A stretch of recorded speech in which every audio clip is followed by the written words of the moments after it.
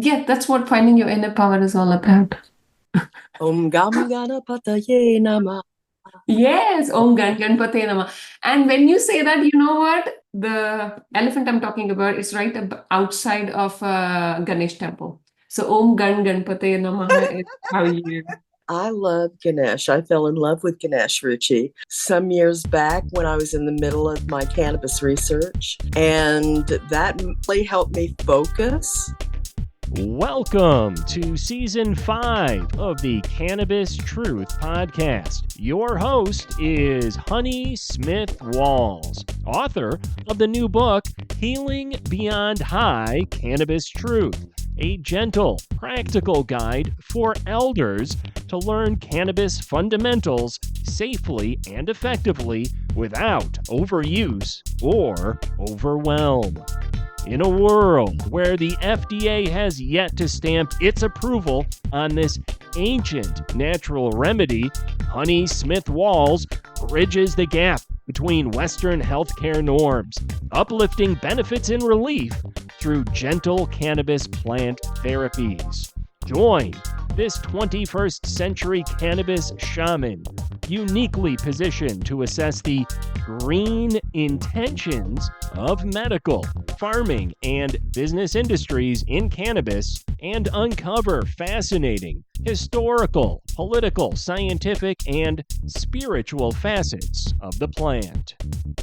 We might be having a Wi-Fi issue, but let's keep going because I've got you now. So give us a little bit about you, honey, and tell my audience who you are and what you do and all that wonderful jazz as a leading woman on this planet. Sure, sure, I would love to. So, who am I? I would say I am an empowered woman to start with. So, like, everything else is in my trolley. So when you go to a, grocery shop and in the trolley, you put the things. So all the qualifications, everything that I do is all of those things. But it has taken me a very long time to understand that my self-worth is independent of those things and not dependent on those. So that is who I am. I'm an empowered woman. Yeah.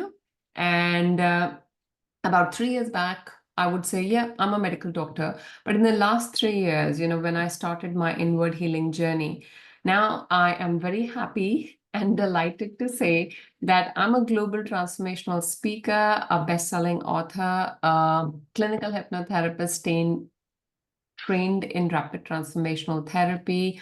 I am training right now as a heart healing practitioner. I am a J. Sherry certified life coach. And yeah, I mean, it almost feels like a crazy ride for the last 3 years. And, somebody would say, like, I get messages from my school friends, from my medical school friends thinking, oh my God, you're not the same person. I'm like, no, I'm more me now. I'm more me. At that today, when I say that, I got a message today from one of my mates, he was my co-intern. So like, when you just pass out medical school, the internship, the FY1, FY2 that you do. And he's like, Ruling. yeah, yeah, yeah, today, just about a couple of hours back. He's like, he obviously they get to see the posts and things. I'm like, Ruchi, do you remember our internship days? Like, are you living on another plane now? And I said, I am not a different person, I'm just more of me. At that point, I was living to prove the world my worth, how amazing I am, proving my parents, oh, they need to be proud of me. Now I know I'm worthy. I love myself for who I am. And that means the world to me. Like, okay, let's be honest here. I was this person who had a fortress around her heart. Fortress.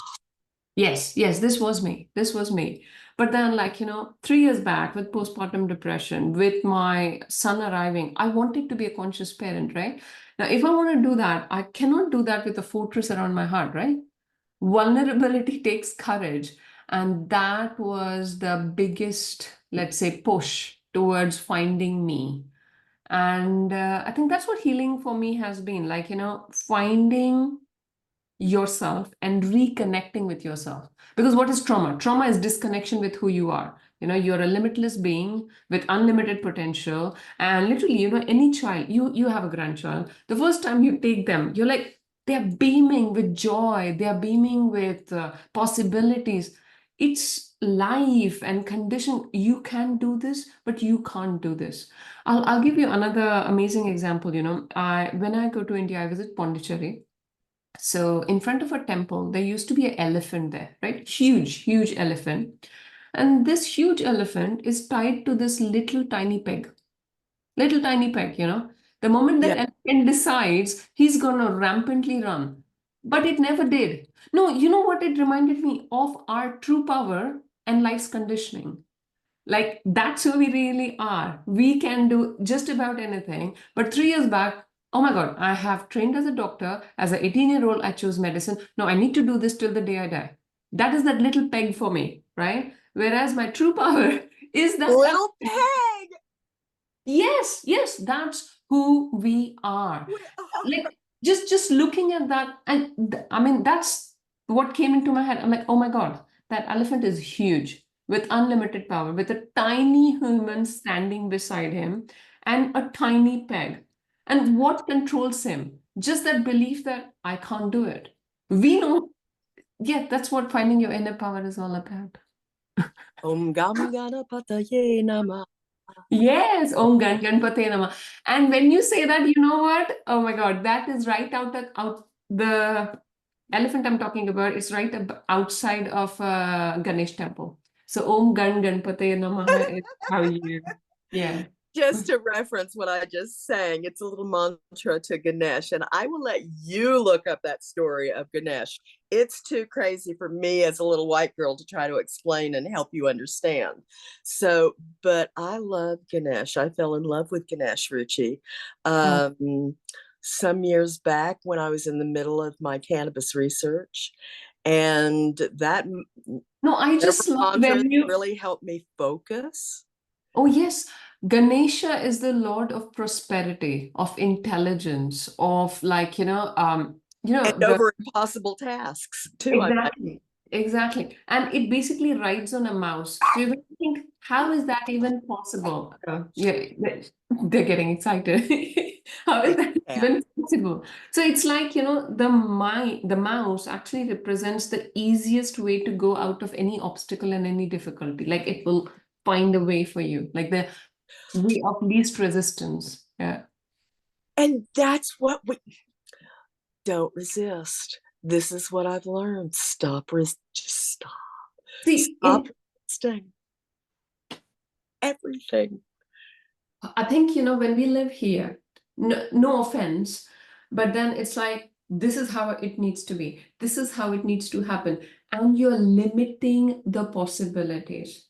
When you open, when you open up, it's like, maybe whatever you say, divine, grace, universe, whatever you think is, it's It'll, like, dude, right. listen, I've got a way for you. This might do, and you're like, no, no, no, no, no, no, no. This, and this. That's how it works. I'm like, okay, fine. Bang your head then. So No resistance. Okay, if yeah, that's what I mean, you do, that's no what, like, resistance. I think to our listeners, anybody, like whatever you do, you're a business owner, you're an employee, employer, parent, husband, wife, partner, whoever you are, I think being open to your intuitive guidance is not a luxury, it's a way of life. Because if you stay shut down, a whole lot of guidance, and it's not woo-woo, it's not, oh, I'm not a spiritual person. You don't need to be a spiritual person. Like, everybody sometime in their life has felt like, oh, I felt this was going to happen. Oh, I thought about it. I should have told the other person. Yeah, right. Exactly. Every single human being at some point. So that's what I'm saying. Like, why not train to receive it? And yeah, so coming back to it, I know I was going all over the place. So why? No, I agree with you. Why not train women from the beginning about this? Yes, As yes. little girls growing up, right? Girls and boys, because And boys. if you want a safer society for women, we need boys and men who understand that women are their equals. They are not objectifying women. They are not thinking of women as some different sort of creature. It's like, yeah, women are just like us, you know? But Ruchi, Yeah. every game I see little boys playing on their gadgets is all about violence, killing, annihilating and murdering and shooting and all that, for our little boys. And yet this generation is really different than the last few because they already know so much. Oh my See, if God, we could yeah. just uplift the education and let all our children go so much I mean, more in a better direction. I think, see, education, yes, in the school space is important, but I think, children learn from what they see you doing rather than what you tell them to do. For example, if you're telling them, oh, you know what, you shouldn't be on your phones, we are going to read. You tell them to read, so you are asking them to read a book, but you on your phone. Children learn by emulating, by seeing what you do. And I think that's why your healing, Yeah. your progress, your realignment with yourself is profound because you are their role models. I mean, I read it someplace and it was so beautiful. Be the person your child thinks you to be because they look at you and think like, oh my God, be that person. Be that amazing person your child. Okay, I'm going a bit out of whack here, but my mom-in-law was here and there was this big lawnmower that we had to lift, okay? So my mom-in-law was like, oh my God, this is really heavy. My son says, Mama can do it. So she's like, no, no, what if she injures her back or something? Mama is super strong. She can do anything. That's what my son said. So yeah, he actually feel because I think he looks around. He's like, Mama, I don't know. I'm doing all sorts of crazy things. Like, I go upside down with my yoga and things. So he's like, Mom can actually do anything. So he's like, he actually tells my mom, Mama is super strong. She can do it. I'm like, okay, good. But see, you put all kinds of fabulous ideas of he can do anything because he saw you do everything, right? That's the beautiful example. Let me just say this too. It's so unusual to me to know a medical doctor who is changing the way she practices. You are not you don't do medicine the way the American medical philosophy rolls with big pharma right behind you and cattle calling your patients. You just change the way you doctor. And this is why I think I love you most, because all this stuff going up here in your head that's really helping us change the world. You're showing other doctors how to care holistically and to stop using, that one little box of tools that they've been given Yeah, yeah. and open up the treasure of education. Honey, let me give you a perspective. Like, I agree. So I ventured into learning medicine as a medical doctor when I was 18, right? And then in general, I'm hoping that over the years, medical students might be learning many more things. I don't remember studying anything particular about right eating, about how to prevent disease, about how to eat right, because I think these are profound. Like, and then the whole thing is you are a physical body. This is how things happen. This is how you investigate. This is how you treat. Nothing wrong with it. Say if I was dying of I don't know, of a road accident and medicine will save me. I have no doubts on that. But over the years, what I've seen, I'm an eye specialist, but still, anybody who is a clinician will tell you that people come to you with symptoms that do not have a physical basis, but those symptoms are real, right? Now, when you come back to medicine, you're like, understanding that we don't have just the physical body. Okay, let me give you the simplest thing. All of us have felt extreme anger or extreme joy. When you feel it in your body, don't you? Yes, absolutely. Everybody does. So what I'm trying to say is you're not just the body, your emotions, what you feel. So your mind, your body, your emotion, it's all interconnected. So you've got an energetic body, you've got an emotional body, you've got a physical body. So like, I'll name a few things like, there is fibromyalgia, there is rheumatoid arthritis, there is chronic fatigue syndrome, there is, so basically, yes, when you were on the podcast, you mentioned all about it. So I have met people with fibromyalgia and chronic fatigue. What happens? You can tell you have 100 investigations, and then basically, oh, we can treat your symptoms, but we don't know where is it coming from. See, whenever you say that, that's not the answer. If you don't know where it is coming from, then let's look for it. It's like, oh, we don't know, that's it, we can just treat your symptoms. What a That's novel idea. Look for the reason. no. I have worked with people like, when I trained in hypnosis, my whole journey started because when I was in postpartum depression, when I had rapid transformational therapy for myself, I saw the profound shift in me. That's what led to me training in it.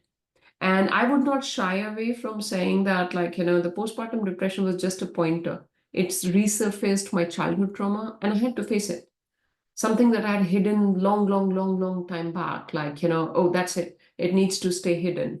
And, it can't control my life. But I feel no shame or guilt in saying that, yes, I was sexually abused as a 5-year-old child, which went on for months. And, you know, there is a triggering question I always get asked. Maybe it's triggering for me. Why did you not tell anyone?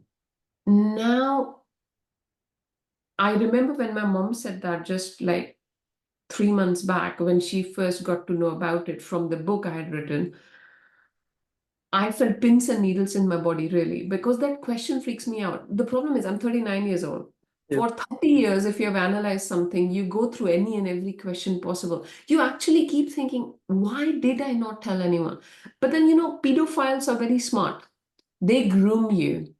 They and your 5-year-old mind is very different than what it is now. You One don't share. know to say anything. You're afraid Mhm. of everything. Yes. I would just say that, anybody who is listening to it, anybody, and these people are not aliens, they do not come from another planet. Childhood sexual abuse is far more common than it gets addressed. I looked at some numbers and statistics which said some 736 million, but I'm just saying, like, I talked about it for the very first time when I was 36, 37. I never went and told anyone. So for most people, it's the same. So I would not really believe in any statistics. But when I work with people, so mostly I work with women who are struggling with self-confidence, self-esteem, self-trust, more, I can do more. I know I have this, but there's something in the way, 1 out of 3 sessions, when we go in deep hypnosis, something similar surfaces, something similar. The worst I have come across is this beautiful, amazing woman I worked with, and in the session, she's 5 years old. She was being sexually abused by her father in that scene that she recalled in deep hypnosis. Now, I'm just trying to say this without naming anyone, that this triggered me, right? And Of course. therefore, yeah, so, whatever your business is you. You wanting to help others, you can't be triggered by it. You need to heal yourself, hold space for yourself to be able to hold space for the healing for another human being. So as much as I invest in my clients, I think I invest doubly more in my own healing. And I don't know, somebody recently said, oh, maybe, you work part-time, you work 2 days a week in the hospital, that's why you have the time to invest in yourself. I'm like, maybe, but that's my choice. That's my choice because healing is not a luxury. When you heal, you learn to feel without needing to numb it. Come on, we have all done it. So there are ways of numbing. It could be Netflix, it could be eating, it could be shopping. Everybody has their own way, right? When Right. you heal, you learn to feel without needing to numb it. And it's difficult. It's difficult. Okay, I'm gonna go real time here. You might have seen my post just a couple of days back when I posted it out that I have got Sue Bradley on my podcast and we are going live, right? So I put Yes. Yeah. it everywhere. You know what happened? Which has never What? happened to me before. So I have used Restream for, I mean, I have at least done like 40, 50 episodes. No problem. Yeah. Never an Yeah. issue. I'm all ready, all set. She's on there. We have no clue what technical glitch happened. And I go live, right? I was supposed to go live via Restream on LinkedIn, Facebook, and YouTube. 15 minutes I fumbled. And then guess what? And then I burst into tears because I completely Oh, lost. honey. Yes, yes. Because I felt like, oh my God, I have let her down. And my inner dialogue in that moment was, oh, come on, Ruchi, can you not do anything right? And oh my And God, it wasn't you. It wasn't you. It was the tech. Oh, honey. no, Sue I is can so relate. mind-blowingly amazing, you know. And I was in all tears and I was literally like this because I was feeling so much shame of letting her down, of me posting everywhere and letting everybody down. And she did not let go of me for 1.5 hours. She was there with me for 1.5 hours. I love that woman. I love that woman, Sue Nesbitt Bradley, And and I can't wait to get her on my show too. oh my God. Oh my God. Yeah. I mean, And this is why we do what we do in this women's network that we've become members of, yes. and it just helps us so much. You know, she loves you. That was precious of her to hang tight and hang through it. And I was literally like this. Like I would not even look at her. I was like, oh my God, like we planned this 3 weeks before, and now she's here. Poor lady, she woke up like 6 o'clock, 7 o'clock in the morning because of the time difference. And then the problem is I was completely ill-equipped to handle it because this has never happened before. Like I was so happy with the stream. I was like, everything's set. I put in everything. I put the go live button. That's it. That's it. And it flows like magic. I'm like, oh my so God. when you, you know, reassess that situation, I have sent them the report now, the Restream people. Like, see, this happened, and I really what need are you going to do next time it happens? Did you have a backup? to Did you know. have a device?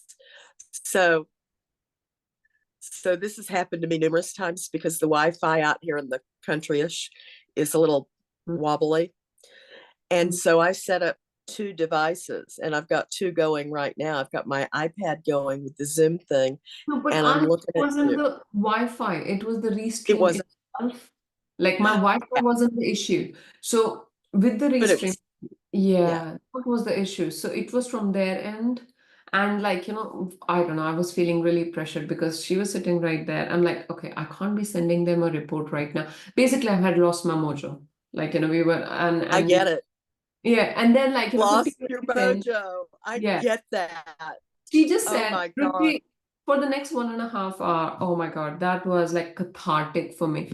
She literally got out the muck like this, like, she's like, what is your inner dialogue right now? She just said, like, podcast? What podcast? The divine timing and intervention was this for us to be here. I'm like, I love that. See, it yeah, was. okay.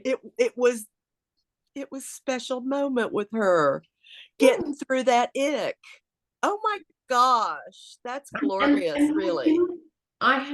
it has been very difficult, but I have learned to stay with the discomfort of a negative emotion. My previous way of handling was, oh, come on, what are you fussing about? Let's go. I'll go for a walk, or I'll shut down and start doing something else. Come on, I'm being productive. Now I'm like, okay, I am feeling this discomfort. This emotion has come to tell me something, right? Okay, I'm gonna just stay in the discomfort. No, I'm not gonna run away from it. I'm gonna stay. And just a few minutes later, literally every single time, what came for me was fear of rejection, fear of rejection, fear of rejection in so many different ways. And then I'm like, okay, and see, wherever your trigger is, that is where your work lies. If Sure is. something is constantly triggering you, and you're like, oh, come on, triggers are your friends. Triggers are not your enemies. Yeah, I know. Here's our your It's so irritating to listen, isn't it? But that's how it is. I mean, if somebody told me that in that moment, I would have like, like my head will burst. But that's true. Yeah. Oh, darling. Even not a friend because they are gonna point out, dude, this is where the issue is. This is where the landmine is waiting to erupt. If it was not for this trigger, somebody else will come and trigger it. Yeah, But till the time you can take care of it, running away from triggers is not going to solve the situation, is it? If not this person, then somebody else. Yeah. No, we have to go into fix-it mode for Yeah. whatever is going on, and I would say explore it mode. Explore all it. that. Yeah, like, Yeah. okay, I'm feeling it this way. Why? And no matter how uncomfortable it is, face it. Yeah. Just face it. See, healing is messy. You know, anybody listening who feels like, oh wow, you know, I'm gonna be floating in the clouds and healing will come. No, no, no, no, no. You're right, it's Healing is messy. messy. Healing is messy. Like, you know, it's like I mean, most trauma, which it doesn't have to be big T traumas, you don't have to be abused, but see, it's a life experience. We are spiritual beings who have chosen to have a human experience. Now, you are in a human body, you're dealing with other human beings, you have your ignorance, they have their ignorance. So everybody has some sort of issue to deal with, right? So Yeah. it's like opening an old attic full of dust that will choke you at first. You're like, oh my God, why did I even think of it? Life was going absolutely fine. 3 years back, no, 3 years back, that's what everybody around me thought. I was blacking out, like, you know, I was disconnected to life. You know, this was peak COVID. I was a burnt out dog. I was struggling to find any meaning or fulfillment. Outwardly, everything looks great. Oh, you met your sweetheart in medical school. You're married to him. You're a doctor. What's wrong with you? And I'm thinking, yeah, right. What's wrong with me? What's wrong with me is I'm disconnected to myself of who I am. What do I want? What brings me joy or fulfillment? Because see, when we leave the earth, I'm not going to take any of my qualifications or medical doctor or hypnotherapist, nothing with me. Nothing, nothing, Right. not my body. When it's time to leave the plane, nothing's going with you. I think, see, when we talk of a beautiful, fulfilled life, you know, your hours make your days make months, and months make years. And that's what a lifetime is, right? So, It you know, is. finding your joy and fulfillment on a daily basis. Yeah. Ah. This is Teddy Bear, and he's very, very needy. He has to come up and have a hug. He's just sitting down here pawing and pawing and pawing at me. So, okay, let's just do the thing. Well, hello, I'm Dr. Philip Blair, and I want to introduce you to Honey Smith Walls. And she recently had an experience with beta caryophyllene. How's your sleep? After 7 or 8 days of a seriously healthy 6 to 7 hours of sleep, unbroken sleep, which I hadn't had in way more than a year. That first night when I slept all night, didn't even get up to go to the powder room, and none of my dogs, I have 5 dogs that sleep in this bed with me, none of them awakened me. And it's been the same one night got real busy outside, must have been a raccoon or something, but you know, that would ordinarily really tick me off because my sleep was so precious. But because I've been getting good sleep with BC Plus, God, 6 to 7 hours at my age, that's just amazing. He's so cute. It's my precious. I got 5 of them here and 3 cats sitting all around me, you know, and that's what brings me joy. Is having, you know, the affection of the animals, and being able to live in the way that I want to, with my own autonomy, my own decisions, my own values, you know, has been, such a gift. Because as a woman, I basically belonged to somebody else and let somebody else take care of me for the last almost 70 years. Mm-hmm. So finding autonomy, finding the way to live in this world and help my sisters younger than me, you know, find autonomy without as much pain as you and I have gone through. Yeah. Then And I think this generation is a lot more savvy in the girls about, you know, real intentions and, you know, just living on the planet. Yeah. I worry about, there's nothing I can do about it, but our culture is so wrapped up in sexuality and violence. And you know, girls are taught by magazines to dress a certain way. I know. And boys see all of that, you know, sexuality going on and consider it an invite in a sexual way. And I think I wish we could somehow fix that. Well, I mean, that's a tough one because obviously culturally things differ, what's acceptable, what's not acceptable. I think, see, if a girl wants to wear whatever she wants to wear because she feels that this represents me or this is Yep. my expression of who I am, I'm okay with it. I'm gonna wear this because this is what gonna get me boys' attention, and I'm gonna show off. I mean, I won't name anything, but then that's being again, you're wanting to fit into that box of. Yeah. See, I get it. You know, I have been through teenage. Yes, you are more body conscious as a teenager. Right. And yes, there is healthy sexuality. Yes, there is attraction towards the other sex. I am not denying any of that. My personal opinion, I'm not talking from any spirituality, religion, morality, nothing. First, understand who you are and possibly then get into a relationship with another human being. You know, for I don't know, I sometimes see like 13-year-olds, 14-year-olds being, oh, that's my girlfriend or that's my boyfriend. My only worry is like, you know, you are getting to know yourself. You, maybe it's a bit too soon to get into any of those things. But we don't preach. We don't Yeah, preach that for those reasons, do we? I mean, that's my personal opinion. Well, I don't know. At some point, my son is going to be 14. I'm not denying that he's going to have some sort of attractions, which I get it. See, I'm going to be the mom who talks about drugs and who talks about sex and he talks about everything in between. So I have no ifs or buts about it. But I'll always say that, like, you know, sexuality is something sacred. It's about the meeting of the divine, feminine and masculine. We're not animals. We are not animals that, like, you know, you, oh, yes, I got attracted to this person. That's it. Let's go do it. That's my personal opinion. Yeah. Yes. We have brains big enough to exercise discipline and control over ourselves. Yes. Yes. So that element seems to be lacking in some.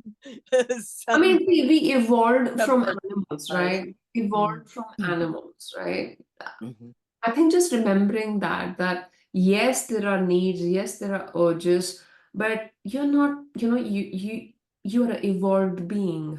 If it was, I mean, at least in the Hindu scriptures, it would say like, you know, we have had many, many, many lifetimes, maybe ages ago as plants and as animals, and then you evolve, that sort of a thing. I mean, some people agree to it, some people don't. Either way, but what I'm saying is, as a human being, you have a mind, you have an understanding, which possibly animals don't, isn't it? So I think living by it. And then, like, you know, I have kind of rehearsed that conversation. So say my son has a girlfriend, say, okay. Why are you having a girlfriend? Are you having a girlfriend because your friend has a girlfriend? Or do you really love that person? I mean, you know, what is the intention of that relationship, you know? Right. Do you respect the person you're in a relationship with? Or is it just What because does it mean? Yeah. What does having a girlfriend mean to you? What, describe that for me, would you please?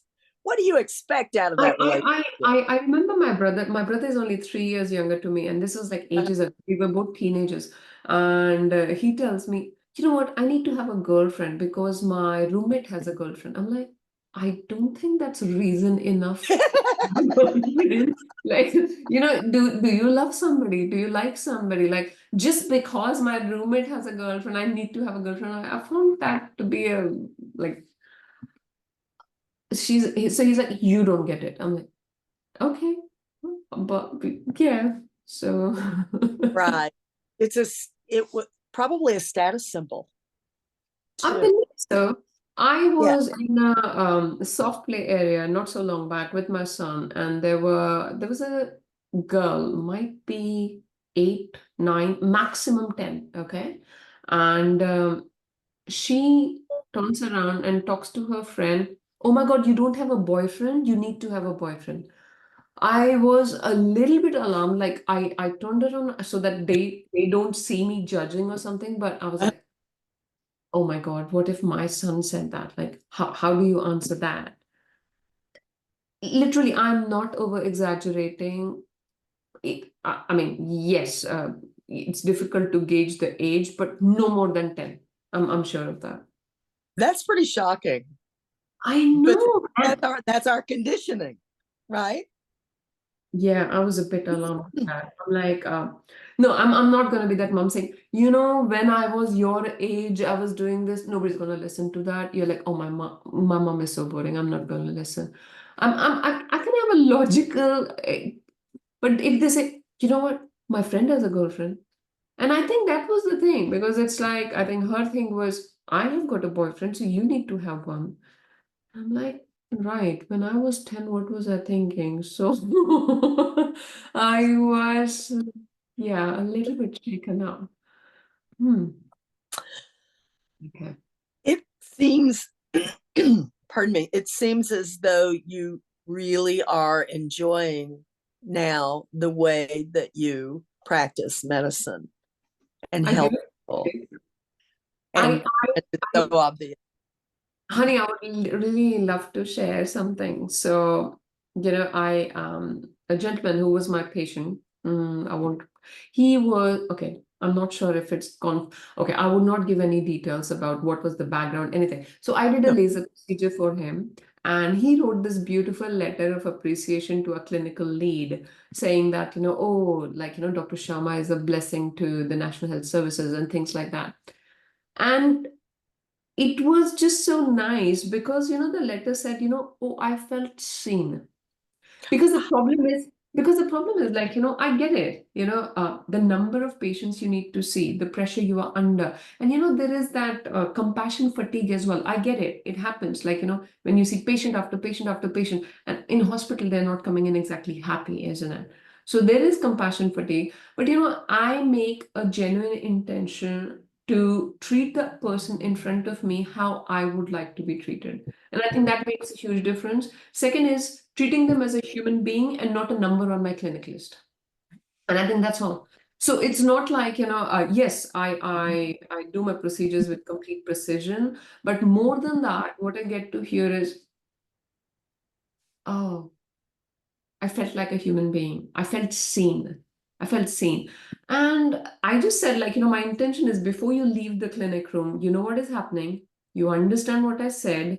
And then when you leave, you feel human. You're like, you're done and you go. So yeah, that's the intention. And I'm pretty sure there are magnificent doctors out there. But I think, being a doctor is not only about your clinical skills. Like, say, I'm with somebody, I'm meeting them, I'm going to do a procedure on them. I need to build some amount of rapport and trust, right? I'll tell you what, mostly it's about, okay, this is it, this is the consent, let's go start. Trust me, if the patient is anxious, if they don't feel trusting enough of you, you're going to struggle because they won't be able to stay still. They'll be heavy breathing, they'll move. Take time to talk to them, to explain what you're doing. I mean, for example, if I'm doing a laser procedure, I'll tell them I have done this many so that not to boast, but then, oh, okay, I had a 90-year-old gentleman. I'm not your first one, am I? I'm like, I don't look that old, but I promise I've done 500 of these, so you're in safe hands.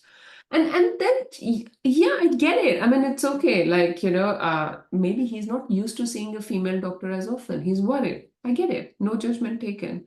So, yeah, I mean, I still struggle with compassion fatigue. I am a full-blown empath and I'm still working on it. It's a work in progress. Like, How did you figure that out? When did you figure that out, that you were a full-blown empath?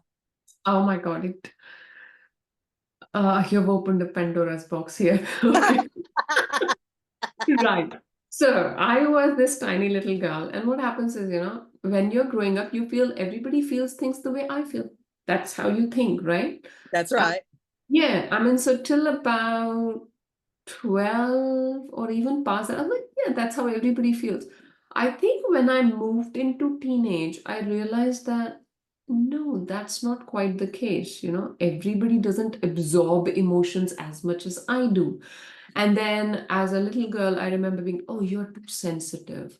Oh, you feel too much. This world is a tough place. How are you going to survive this tough place? You need to thicken up. You need to develop a thick skin. And you know what? I did it. I did. And that resulted in the fortress around my heart and disconnection with myself because I thought that's the only way I can survive and, be thick-skinned. If I don't let my fortress is so strong. If I don't let anybody in, they can't see my weakness. They can't hurt me. So, yeah, I mean, okay, Oh, you saw being an empath as a weakness. yes, yes. For almost all my life, I thought, oh my God, why can't I be like other people? Like, what's wrong with me? It's just in the last 5 years, maybe, that, I was like, oh, this is a gift. And I have been told by wonderful people like, Ruchi, this is a gift. And I thought, like, oh my God, how stupid is that person saying this is a gift? You have no clue how it. So anybody listening who is an empath, whose partner is an empath, child is an empath, parent is an empath, uh, please be patient enough. Sometimes we need to shut down to recharge our batteries. It is not being antisocial. It is not shutting anybody out. It is just like, whenever we are in a situation, in a social gathering, we are very emotionally invested, like very all out. So the battery drains out really fast. And then we need to recharge it. That's all. That's really it. I've been listening to some wonderful thought leaders, and Panache Desai, who often says, resting in the awareness of your own breath is like a life meditation. Sure. Resting in the awareness of your own breath is Mhm. like a life meditation. Sure. And it was thought leaders like him who helped me learn how to separate the creature within Mm. and all the humanity Mm. outside around that creature within. And that includes all the words, phrases, thoughts, and intentions that are all jumbled up there that I've lived with for 70 years. And Mm. just put those aside and rest in the awareness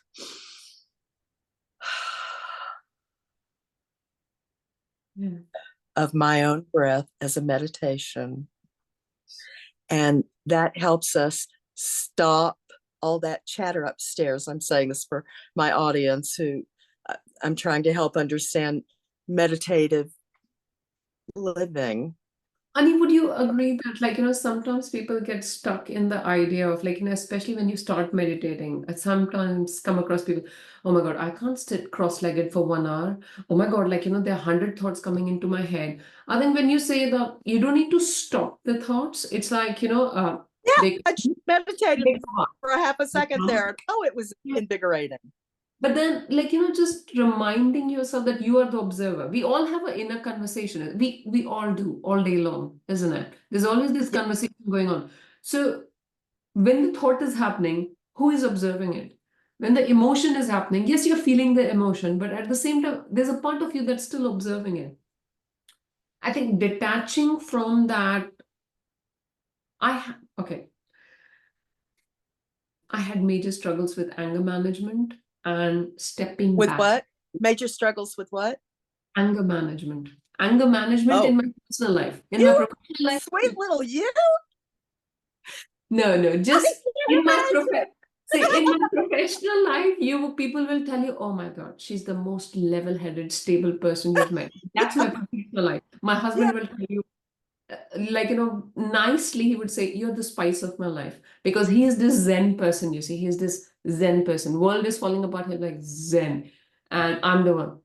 He's so yeah, he'll say that. You're the spice of my life. You keep it going. So, well, I mean, yeah, anger. I mean, I would say, like, the anger was, I know it's not a very pleasant emotion. You're always told, oh, you should. Again, like any other emotion, anger is also a messenger. I mean, in the healing journey, I realized and I learned anger is just unexpressed hurt.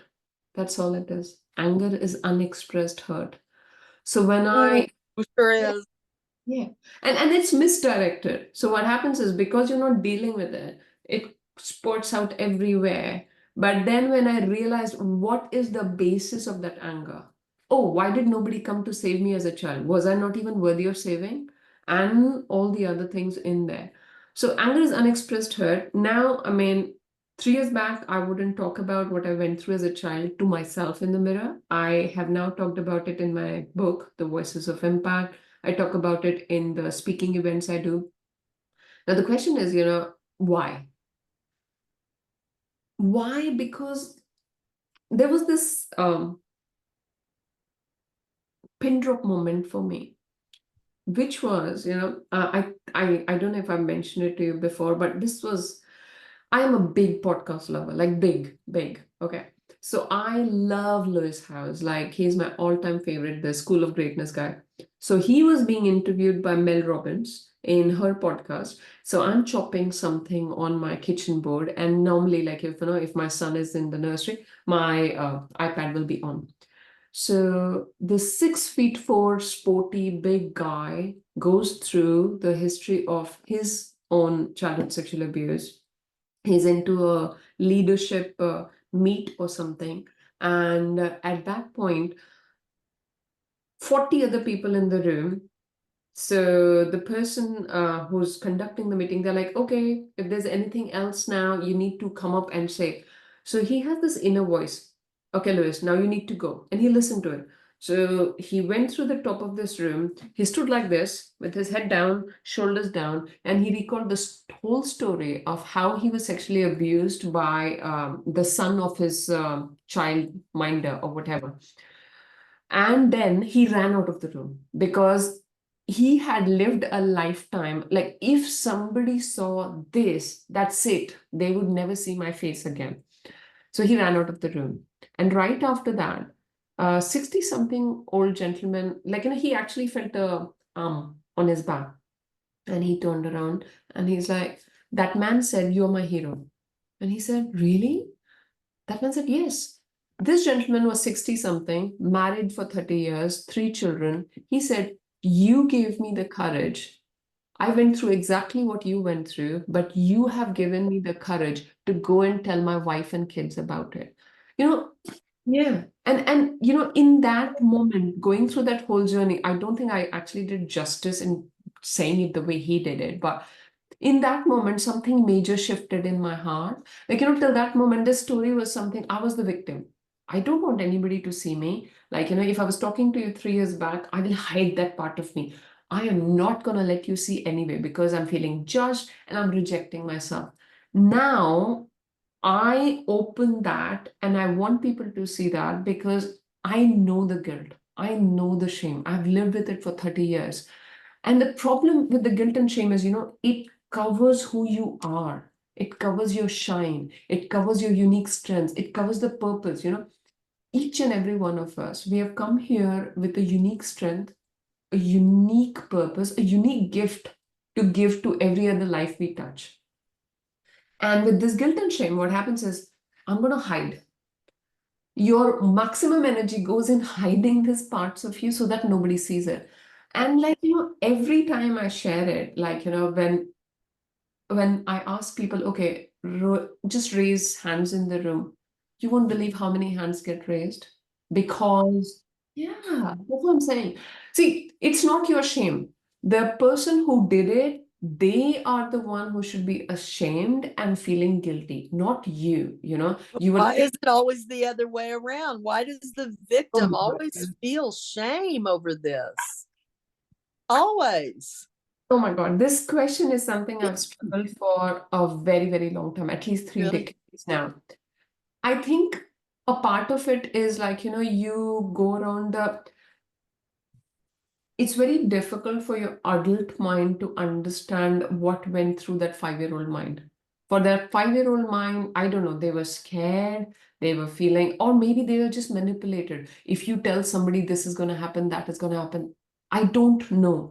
It's very difficult to understand what was going in there. But I think inner child healing has been profound for me because when I started sharing this, like, there was this resistance from my inner child, like as if pushing me away.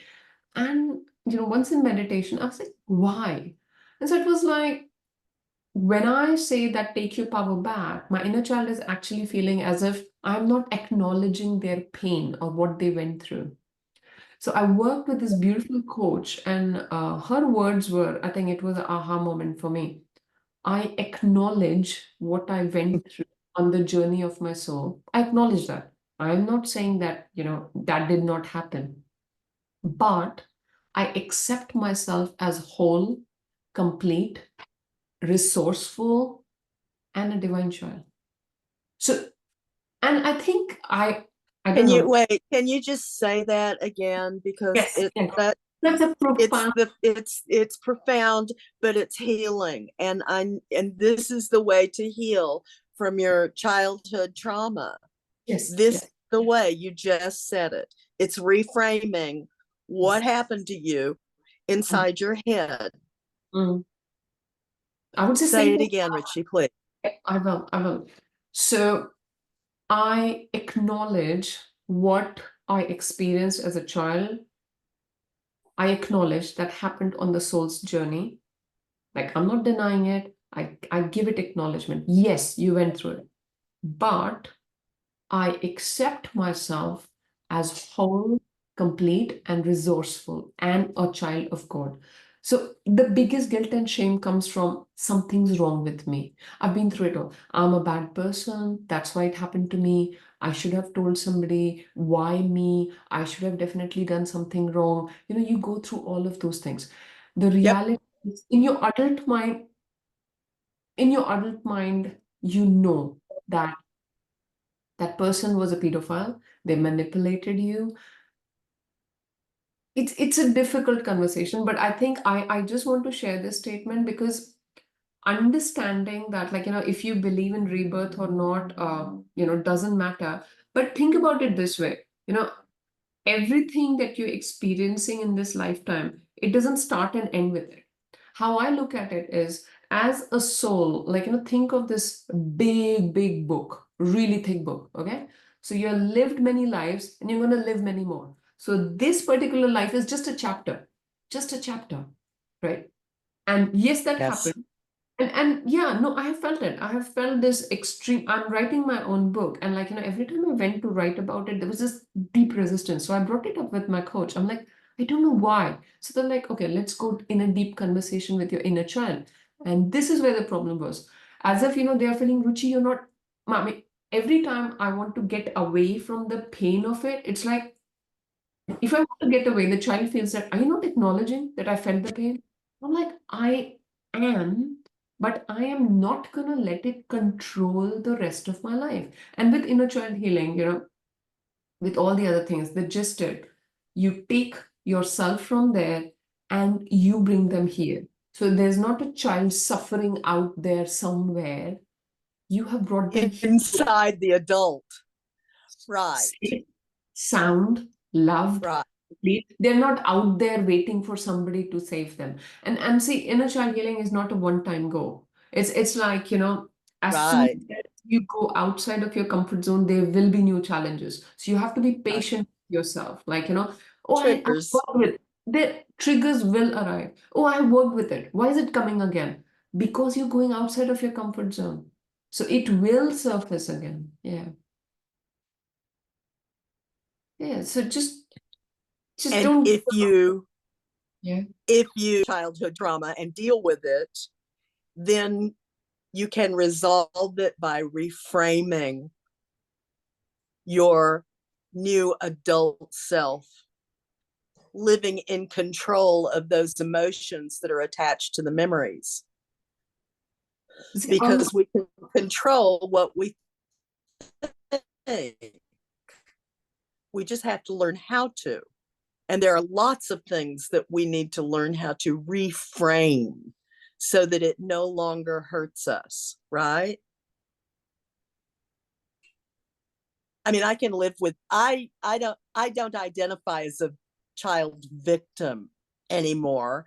I identify as a 70-year-old woman living my passionate life right now the way I want to, in a lovely way. Yeah, I gave you example to my mom. But that did happen to me. Yeah. Right. No, I did. My mother-in-law, she is 68 and she's amazing, amazingly creative. But then, like, right now she was going into the zone of like, oh, I'm aging now. I said, see, age is just a number. I gave your example. No, I actually did. You can confirm with her. I told her, I was like, this is what happened. She has her podcast. I'm going to be in there. She wrote her book and she was very intently listening. So I'm like, see, age is no bar for anything. Till the time. So, yeah, it's here. And, my basic understanding there is very clear. This is your beautiful vehicle, right? The moment the soul decides that I'm not going to learn anything more, I don't have a chance to grow anymore here, there you go.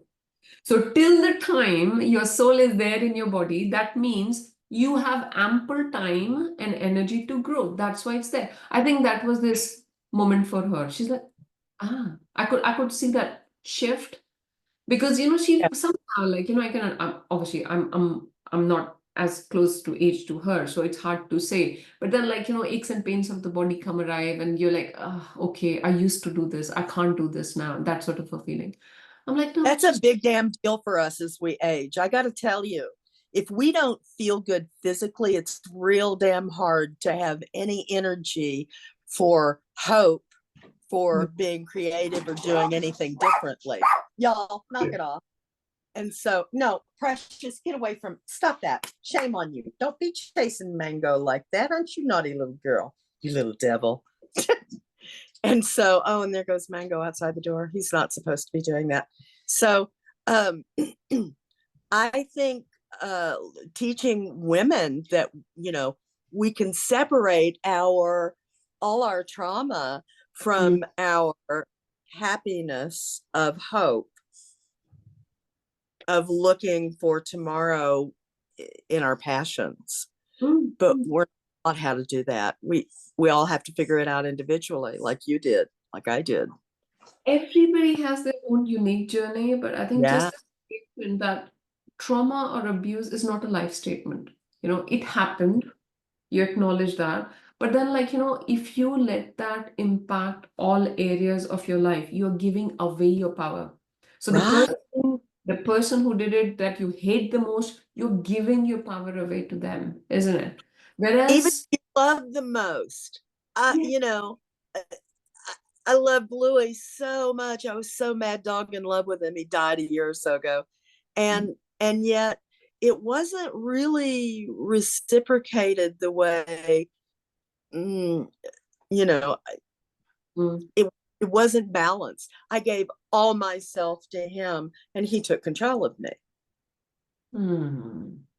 And so he did it in a lovely way. I didn't feel controlled.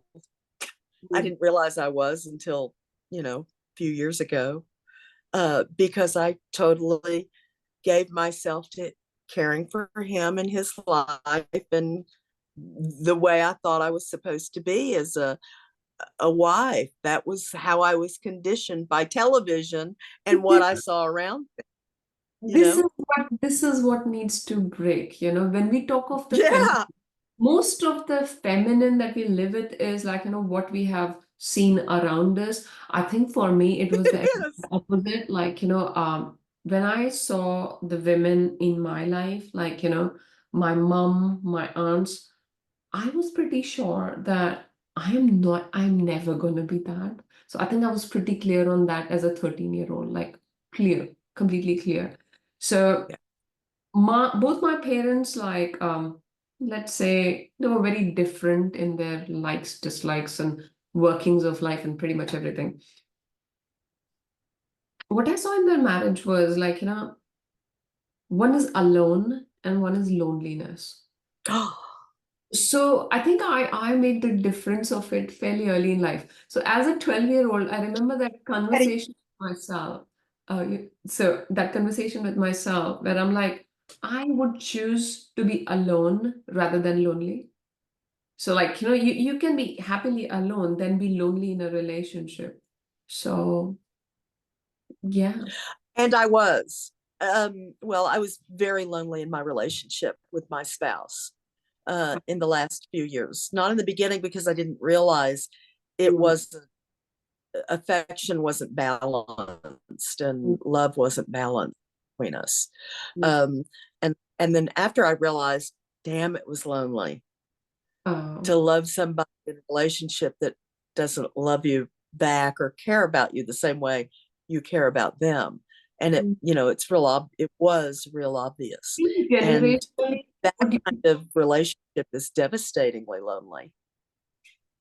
Honey, would you agree that generationally, I mean, especially previous generations, men were not taught to be that expressive? That's not manly enough. I think that's one of the reasons. It's not like my father did not care for my wife, my mom, or, he would do everything that's needed. But I think, not as expressive enough of their affection or as communicative enough. Yeah. Exactly. Also, he was 22 years older than me. He died at 90, years ago. And so his generational issues were way different than mine. And you're right, affection wasn't proper. No. You need to be a man. Too much smiling. Yeah. All those differences between men and women, age and cultures and language and expectations and all of that. We're all very, very different. Yeah. And just learning about ourselves. Ruchi, I wish there were relationship classes beginning in kindergarten, asking oh my God. Yeah. the pertinent questions about how to live with each other and get along, like, conflict resolution in kindergarten. We could grow up. Not only relationships, I would say, why don't we start with emotional regulation? Tell me, you, me, like, finances, emotional regulation, meditation, how to face failure, how to face anxiety and depression. I mean, all of these things, no matter what you do in life, every single human being is going to face it. History, geography, mathematics, and languages. Yes, great. I'm not denying. But 100 years back, this happened, and 200 years back, that happened. I think that's less important than emotional regulation, handling. Okay, you faced failure. Trust me, like, the first time I was giving my FRC of the exam, and that was the first time I failed. I had no clue what to do with it. I was devastated. Oh, no, nobody taught me how to face it. I'm like, really? Okay, fine. I had no clue. So what I'm saying is, like, for me growing up, I wouldn't say one person, but the idea I took from everybody around me was failure was fatal. I can't fail. I need to succeed. The thing is, if you don't allow yourself to fail, you can't learn anything new. You can't learn to be good at something new. So failure is not fatal. I mean, maybe it might not be as challenging for other people, but it was very difficult for me. Yeah. No, literally, we have the connection. So as a new business owner, all your demons come out, all the demons that were hiding in my doctor's coat came out. I need to face them. I can't run away anymore. So the biggest thing was, again, rejection. So I still remember about 2 years back, somebody scheduled a connection call, discovery call with me, and they didn't show up. You won't believe, I sat there crying for half an hour. oh my God, I'm not good enough. And, and that's why they didn't show up and blah, blah, blah. Yeah, I'm not going to hide it. Yeah, that is who I was. And then it happened the second time in about, say, a few weeks' time. I'm like, okay, something might have come up from, I was okay. The third time it happened, I'm like, okay, they're lost. I got doing something else. And it never happened again. So what I'm Wow. trying to put across here is when a trigger comes, the trigger will only come till the time you haven't learned your lesson. Once you've dealt with it, then it won't come till the time, well, you need another lesson or you need to, yeah. So Yeah. love yourself for who you are. Never compare your journey with anybody else because you are unique. Your journey is unique. And I think I'll give an example. Like, I had a really tough day. This was, I think, a year back or so. And I was like, okay, so I was trying to center myself, like I'm going to meditate and center myself. I think it was divine grace that I got this image. I don't know from where, what, I don't know. A image. And the image was, maybe I was shown something that was really helpful to me in that point. So there's this big sun in the center, which is the divine consciousness. You can call it the higher consciousness, universe, divine, God, whatever resonates with you. So this is in there, and then all the rays are coming out, okay? So all of these rays are us as individual souls, which are coming out of it, We're all on their individual unique journeys, one lifetime, second lifetime, third lifetime. So, you have chosen and you can deviate. It's up to you. Now just imagine one of the rays looking at the other ray and comparing, oh my God, I'm not progressing enough. Oh my God, I'm not good enough. You laugh about it, isn't it? Isn't that what isn't that what we do? We say it all the time. That's what I'm saying. So, just that I'm a very visual person. It's right here in front of me. That's a visual reminder to me that, like, my own, and, sometimes people who around you, they love you very much, but they don't always understand your journey, especially when it's unfolding. You're a doctor. What are you doing? Like, what are you up to? What does this even mean? Please do not want other people to understand your journey. You are here to play full out. That's what you're here for. You're not here to be accepted. You're not here to fit into somebody else's box, no matter how important that person is to you. You are here to play full out, like literally full out. That means, like, oh, this lovely little angel. So, like, when I'm on my deathbed, I don't know, hopefully at 50 years, hopefully I've got 50 years, I don't know. But whenever that is, I want to lie down and just smile at my life. Like, I've got bruises and cuts from falling down and getting back up, and sometimes not even knowing, like, how do I get back up? Not caring about who thought what, but doing justice to my calling, doing justice to my soul journey that I came here for. And I would just say, like, once a month, have that realignment with, am I on track? Like, I had that shiny object syndrome. Oh, I can do this and this and this. Find, does it align with my calling? Does it align with my core values?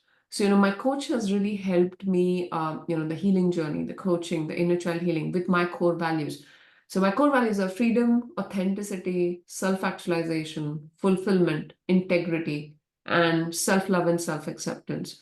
So whenever I'm making a decision, they're right in front of me and I read it out because whenever I'm making a decision, like, does it align with my core values or not?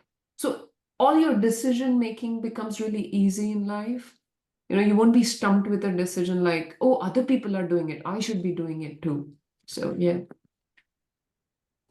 I write something on my mirror and it's just to keep me going. It's in Latin and it says age quod agis. It means one foot in front of the other at the best of your ability. Wow. And there have been a lot of days when, it was difficult to keep going. And I had to look at that over and over, and it's just one foot in front of the other. just keep going. You're doing your passion, you're helping people, it's working, and you're happy. So Yeah. age quod ages. But I love thinking about core values too. And so now I want to write those up above age quod ages, because that makes a difference. It reminds you that you don't have to get involved in everything. No. You would understand as an entrepreneur, you want to be like, oh, I need to go in this business course and do this and this and this. And then you realize I'm in 10 things. I have no time for anything. So when you have your core values in there, you would like, okay, does this align? I have been there. I have enrolled in like 5 things and I'm like, oh my God, like how do I make this work? Overwhelm, Yeah. And overscheduling, then over not leaving time for us. No, you're just gonna be like overwhelmed. Am I putting in enough? I don't know where to go. So again, I can't remember from where, but one of the courses I learned this beautiful thing, like in your week, have the creative space, the working space, and the healing space. So like make time for it, because as an entrepreneur, you are the customer service. Like, I remember like going off to say, oh my God, that DM came. Did I reply to that? And I'll get back up and go and start typing. So you need to have a healing space because you are your business. If you don't have that relaxing healing space for yourself, it's not going to work. You can't create. If you Yeah. don't have the space in your mind to think about creating stuff, Yeah. because you're already too busy thinking about the past, the future, all your anxieties and issues and stuff, and that does not propel you forward. Nope. Have no room to create if your mind is already too busy worry or anxiety. So yeah, it makes a huge difference to learn how to control the thoughts in your mind. And I didn't learn that until recently. I didn't know that you could. I lived in chaos for 65 years. Lived in chaos upstairs for 65 years because I never knew how to control the emotions. I didn't realize that every time I thought, in negative looping memories, that it was creating all kinds of negative chemicals inside of me that made me anxious and feel nauseated and sick and live in fear. Your body can't live in fear for very long without damaging it. True. I mean, see, we talked about the energetic body and physical body. Now there's more and more research out there which will tell you that a whole lot of diseases, including diabetes, which is fairly common, there's a base of stress. So like, yeah, so a whole lot of things like, they are likely to manifest in your energetic body first. People who work with energy healing, chakras and things, they will affirm that for you before they actually come and manifest in the physical body, right?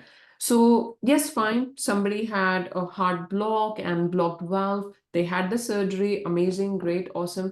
If they don't change their lifestyle, and not only the lifestyle about eating, what they think, what they entertain, how much anger do they carry, how much resentment do they carry, it's going to function. It will. So that's what I'm saying. Like, Western medicine is amazing at what it does, but there are more elements to it that need to be taken care of.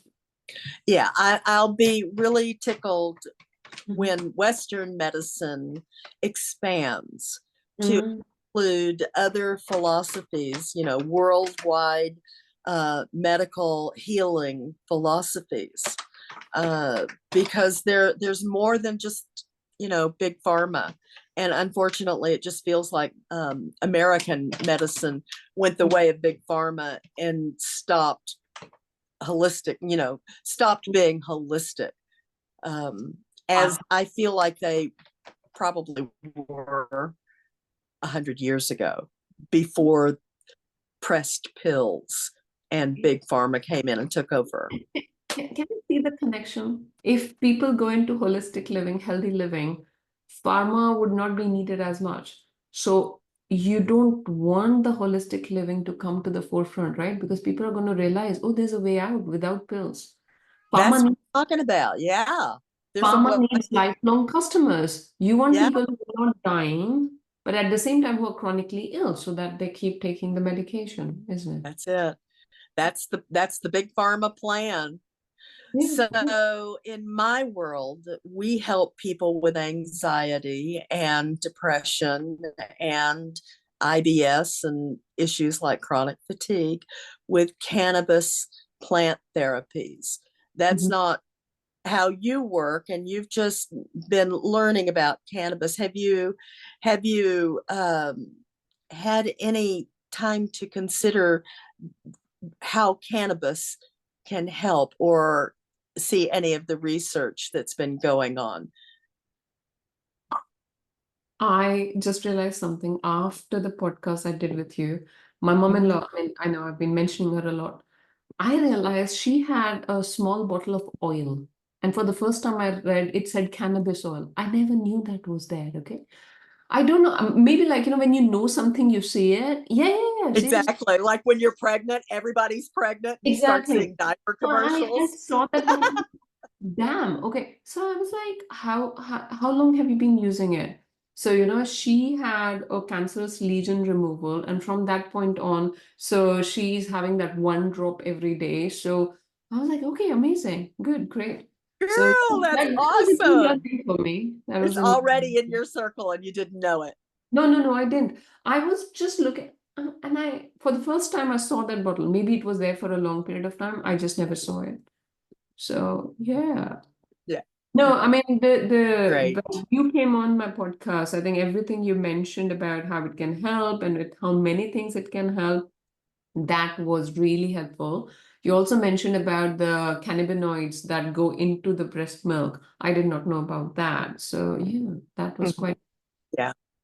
Yeah. The endocannabinoid system that runs inside our bodies and throughout our CNS, the central nervous system, and all of that. So I'm just so tickled that, we had a chance to talk about it too.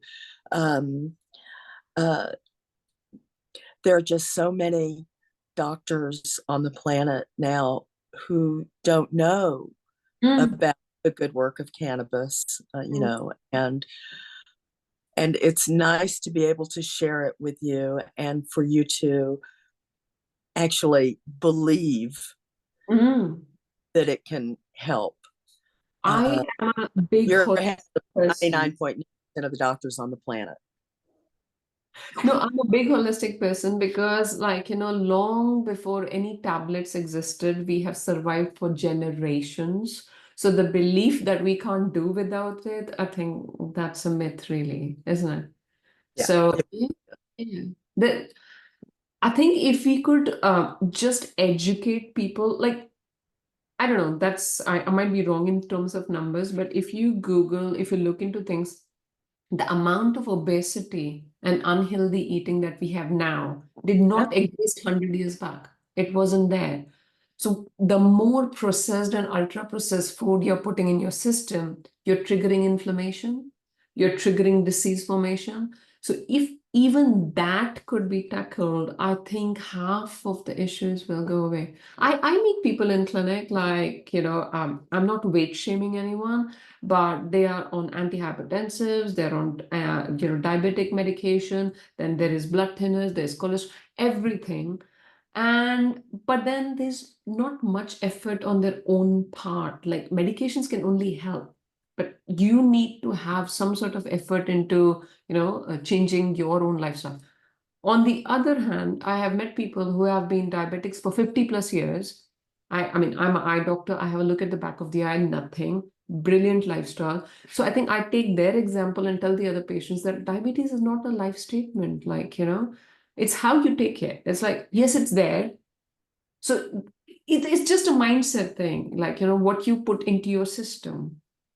Not only what you eat, but what you are seeing, what you are listening, everything is going into your system. Saying that I haven't watched news in the last 20 plus years. I don't know if that's a good thing or bad thing, but that doesn't help me as an empath because I start feeling helpless. I'm like, oh my God, the world is falling apart and I can't do anything about it. Okay, I don't want to watch this. I do the same thing. I turn the news off because I can't bear all the female murders they lead off with, or rapes or stabbings, or I can't bear all the violence that they lead with, and then I can't stand all the politics that is so ugly. And so I just turned it off. And that happened, I don't know, a couple of years ago. No, a long time. And I'm very careful about what's coming in here now and going up there and I actually feel through my blood. they are not giving you the whole news. It's only targeted towards negativity. My whole understanding is literally, if that is all that is happening and there's nothing good that's happening, you can't be sitting in a safe place and I can't be sitting in a safe place and we can't be talking if the world is falling apart, right? There has to Right. be some good happening in the world. So, Right.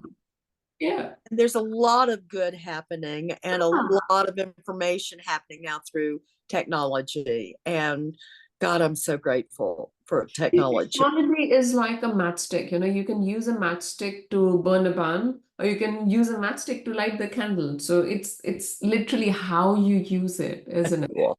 Yeah. Right. It's Come on.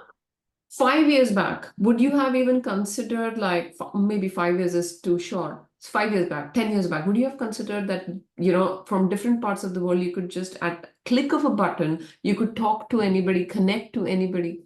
Isn't that the magic of technology, isn't it? Yeah. Ruchi, my grandparents used to own a very small telephone company in a very small town in Arkansas. And they would have been thrilled with this technology, all the cell phones and the, Wi-Fi. You're talking a long time. I am saying in the last 20 years of my life, like I remember being in class 10 and there were no mobile phones then. So I'm talking 2000. And now we are just 24 years in. 24 years. In 24 years, we have got computers who have become like 1/10 the size of what we used to have in school. Then, yeah. Oh yeah. The computer on your wrist, the Fitbit that tells you what your heart rate is and how many steps you've taken. Yes, exactly. I live by the Fitbit. Yes, yes. It's helpful though. It helps me be cognizant of, am I getting enough exercise as an older woman? Am I drinking enough water? It'll remind me, that sort of thing. And so I just appreciate the technology that I get to live in at this time. I'd love to be able to beam up to another place, and go to different planets. I think that would be fun. Yeah, yeah. Yeah. Well, darling, I can't tell you how grateful I am that you would come and spend this time with us. And I want to thank you so much for being as precious as you are. You're such a gift to the world, Ruchi. And will you come back and chat with us again? I'm going to see you on stages. Ruchi and I are going to be on stages together. So we already have been, but I love how you announce yourself as a global transformational speaker. You certainly are.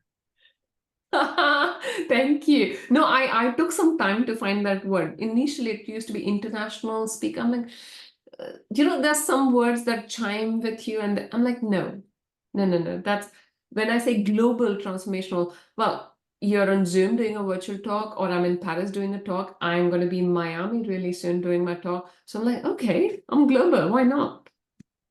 When's your Miami gig? Miami one, I'll have to recheck the dates, but it's sometime in October. I know that.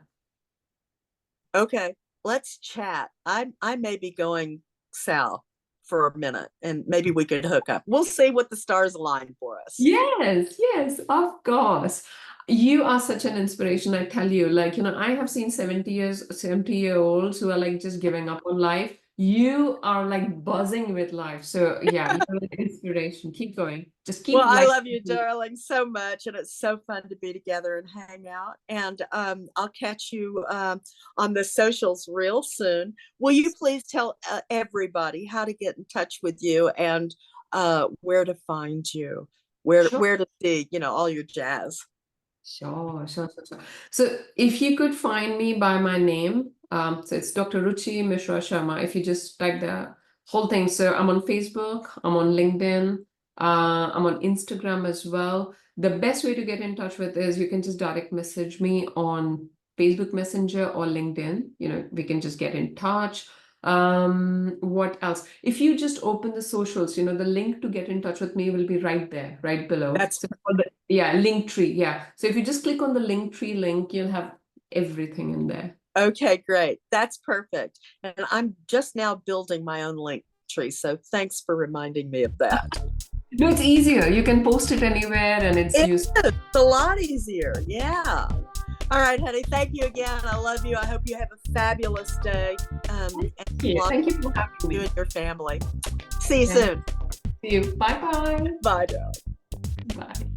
You've been listening to another Cannabis Truth podcast with 21st century cannabis shaman Honey Smith Walls.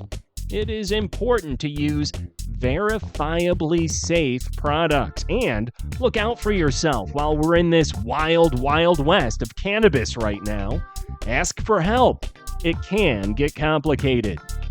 If you need serious medical attention, please consult one of the specialists at cannabisclinicians.org. They will get you to the right person and therapy for your issues. Tune in here for weekly foundational knowledge and learn to determine the best choices and cannabis strategies for your issues. But please be advised that shamans are not doctors or scientists. You'll find those at cannabisclinicians.org. Unless otherwise proven by a reputable third-party lab test, please regard all street weed as contaminated. It may do grave harm to a patient with a delicate immune system who already has inflammatory issues like arthritis, IBS, fibromyalgia, or worse. Thank you for your time today.